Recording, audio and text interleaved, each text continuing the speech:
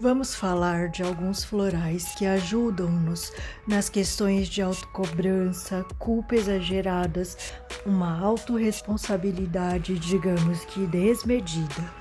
O Chestnut Bud, mais o Pine, mais o Floral Elm. Isso vai trazer para principalmente pessoas que têm essas questões não só de mediunidade, mas que tem esse grau de autorresponsabilidade muito grande que chega a ser exagerado. Já faz algum tempo, né, que a minha mediunidade se abriu. Na verdade, não, se você for observar, não tem a ver com a questão da mediunidade, mas tem a ver com as minhas questões pessoais, né? Internas, talvez de me cobrar demais, talvez de ter muito medo por algum motivo assim mais interno, mais inconsciente até, porque ela não tem esses motivos tão conscientes assim para ser tão rígida nesse sentido comigo mesma. Pode-se acrescentar mais um floral a esse composto, o floral de Bach Aspen, para esse fator inconsciente também mediúnico, medos que sentimos sem aparente percepção real das causas. Esse trio, né, vai nos ajudar a sermos mais gentis com a gente mesmo nesse sentido. E vai te ajudar, né, principalmente nesse momento em que se está pipocando a mediunidade nas pessoas, a questão da sensibilidade, a questão de receber, né, de canalizar mensagens de alguma forma. E se você for uma pessoa que de repente, como eu lá no início, né, me bloqueava demais por questões de autorresponsabilidade, vai te ajudar a se abrir um pouco mais, a levar isso de uma forma mais leve. É muito provável que essas inseguranças que levam a um padrão de autorresponsabilidade excessiva estejam em outras áreas da vida, pois padrões se repetem. Não somos responsáveis, por exemplo, pelo que nossos ouvintes, assistentes, fazem dentro de si com os saberes que compartilhamos, mas muitas vezes nos comportamos assim, meio que assumindo um compromisso não pertencente a nós. Quantas crianças não assumem os papéis dos pais em algum sentido? Se você tem esse padrão forte, provavelmente perpassa sua infância. Lembro de me preocupar com meus pais, situações de adultos e cuidar do meu irmão mais novo em alguns sentidos. Quando me lembro, já percebo que era um exagero meu, percebe? O fato é que nesse mundo de polos, os opostos se atraem para se contrabalancear e quando se veem, reconhecem no outro aquela sua parte faltante. Pode ser o caos, horas assim, mas se formos espertinhos com o que a dinâmica quer ensinar, talvez não fiquemos a dar murro em ponta de faca, mas entendamos. Então é isso. Estou em exagero em tal coisa. E assim, abracemos essas máculas presentes em todo ser humano. Perceba que é uma insegurança, mas vai além do medo. Embora, pelo que parece, todas as bases de todos os nossos desafios que nos levam a querer melhorar algo que não gostamos em nós mesmos, vai se deparar lá no início dela com este fator medo. Por esta premissa que medos estão escondidos nessa minha mania de autocobrança, culpa, perfeccionismo que leva à insegurança, e veja, ela aqui é apenas uma coadjuvante. Tem mais coisas quando um padrão emerge para ser trabalhado, indo lá para aquele conceito das camadas da cebola. Na superfície tem a insegurança. Será que devo compartilhar em público essas inspirações e intuições? E se esse nome que me deram estiver errado? E se for animismo meu? Animismo é o terror dos médios em desenvolvimento.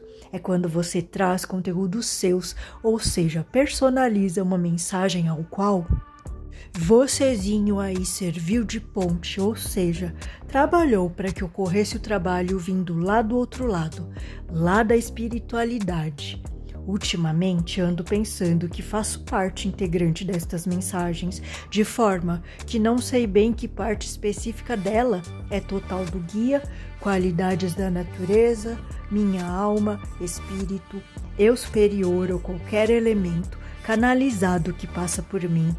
A gente precisa olhar com mais carinho para nossa parte dentro do anímico mediúnico. Pois para pensar, só reflete, tá? Não precisa concordar, mas se a mensagem é somente do guia ou minhas forças e inteligências, isso quer dizer que sou meramente um vaso? Não seria muito mais educativo, valoroso do ser humano, expansivo, se eu, mera peça encarnada, contribuísse com meus saberes? Até mesmo naturais, pois os temos. Além do mais, se é total verdade que eles respeitam nosso arbítrio, não seria mais natural que a contribuição fosse mútua? Agora, falando daquela responsa saudável, se me coloco na posição de passiva, não divido com eles a parte que me cabe nisso tudo, certo? Pois podemos errar. Pasmem, guias erram, segundo um deles me disse, pelo menos. Exageram ou deixam de fazer, pois são escolhas. Se você escolheu por algo, outro algo foi descartado como possibilidade. A diferença, pelo menos, do que ele disse através dessa boca e ouvidos que vos fala, é que se tem uma visão maior e a percepção do erro é diferente. Pelo menos na visão desse amigo que conversou comigo. Só que ele me deixou uma pergunta que divido aqui com vocês. Até que ponto um erro é realmente um erro? Pois não se exige de um bebê que começou a engatinhar que ande, muito menos que corra. Não se exige de um estudante inicial, nas palavras, que monte um texto complexo. E segundo ele, tem um olhar que podemos observar a evolução. Pois há tendências de se colocar como menos ou mais, tipo, aquela pessoa é mais evoluída. Mas temos características diversas nesse sentido, até mesmo aquelas nas quais estamos começando um aprendizado, outras pessoas já serem experts e vice-versa, e mesmo naquelas em que fica evidente a distância das evoluções. Será que se olhássemos simplesmente como nisso estamos no grau de bebês, em tal assunto somos adolescentes, em tal podemos nos considerar adultos em ascensão, neste outro somos anciões, no sentido de será que apenas não se trata de evoluções em níveis diferentes, como esses que vai do bebê ao ancião? Neste caso, não seria ignorância nossa não olhar para essas fases com relativa naturalidade? Claro que percebendo que o que nos incomoda naquele que visivelmente age como um bebê, jogando lixo na rua, tirando a vida de um igual, roubando, manipulando, etc., está lá.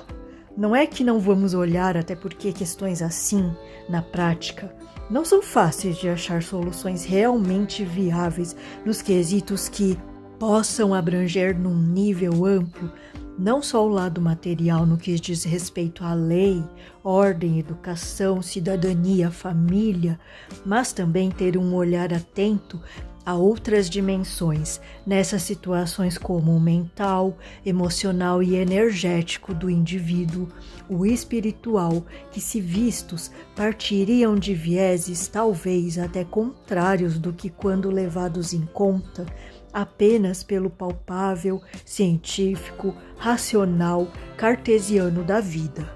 Sendo assim, certas ações tidas como comuns e até esperadas no campo do julgamento, críticas, culpas, tanto no sentido de culpar a nós ou ao outro, talvez não ganhassem o mesmo peso, mas fossem vistas como meras peças de um quebra-cabeças em desordem, onde o principal movimento fosse descobrir maneiras melhores de encaixar a tal peça no lugar e da forma certas. Só o ato em si, o que já é um grande trabalho, e deixar aquelas nossas manias muito humanas de botar pesos, muitas vezes em situações que por si só já não estão fáceis de lidar, menos duras e temerosas. Assim, a vontade e o estímulo de mudar abraçaria nosso ego frágil e alentaria nosso coração, que sinceramente só quer mesmo é ser feliz. Tenho certeza que o teu também, pois não somos tão diferentes assim. Até o próximo vídeo.